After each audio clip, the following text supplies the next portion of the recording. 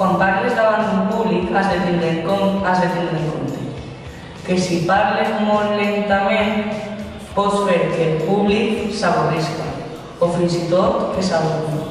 En canvi, si parles molt de pressa, pots tenir problemes perquè el públic t'atenga i s'estressa.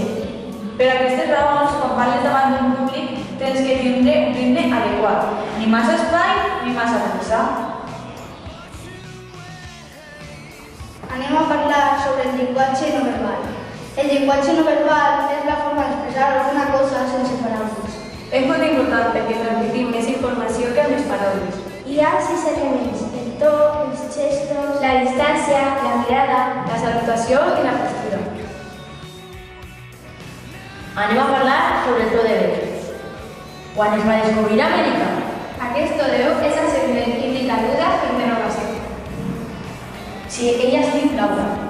Aquest to de veu es diu descendent, que expressa confiança, determinació i firmesa. Si tu eres Macarena, jo soy en el Muñoz. Aquest to de veu s'anomena mix i expressa ironia i sarcasme.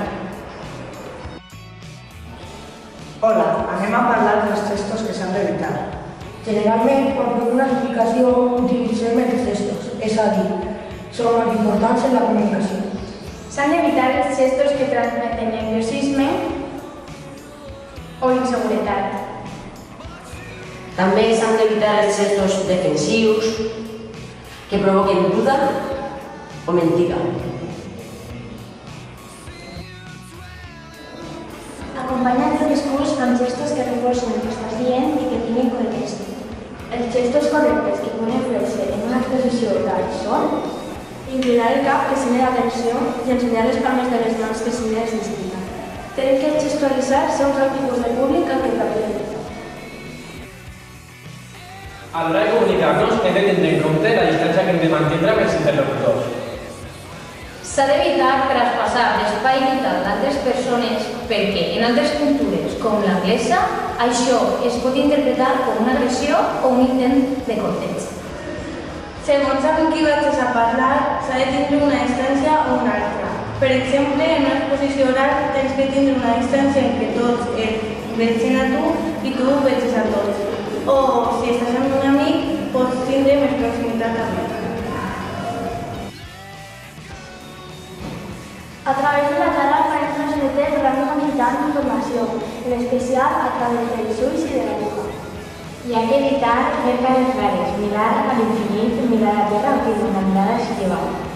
Tenim que mirar a l'interlocutor i no oblides somriure si vols guanyar-te la confiança de l'audiència.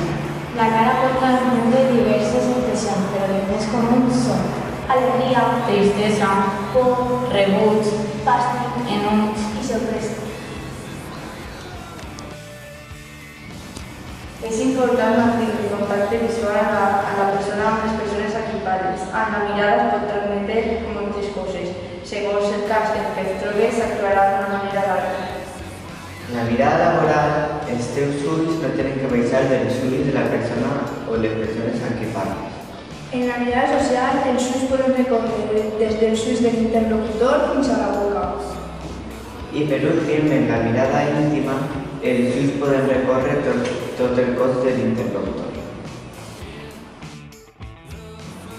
La postura és la forma de tindre disposat el cos o les parts del cos d'una persona. Lo que cal evitar en una exposició en públic és mantenir una postura massa encorvada, en els peus massa oberts o massa tancats, manejar-se molt perquè dones la sensació de nerviós, mantenir tot el pes del cos en un costat i estar de costat o de cul al públic. El que s'ha de fer és estar dret en una postura relaxada, amb els peus a l'altura dels muscles i estar de cara a la gent.